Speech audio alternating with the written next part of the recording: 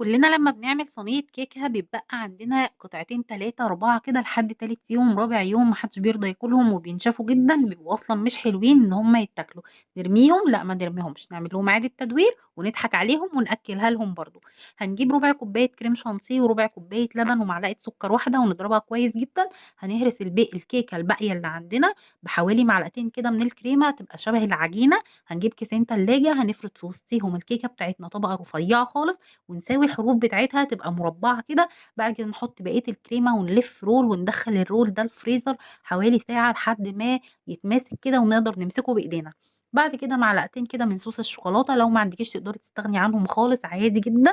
انا زينت بس كده بصوص الشوكولاتة خطوط كده زي ما انتم شايفين رايحة جاية، ووردات كده من الكريم شانتيه على الوش. اي حاجة بقى عندك، مكسرات، شوكولاتة، ما عندكيش خلاص هتزيني كده وتقطعي قطع وهياكلوها وهيفرحوا بيها جدا وهيتخانقوا عليها.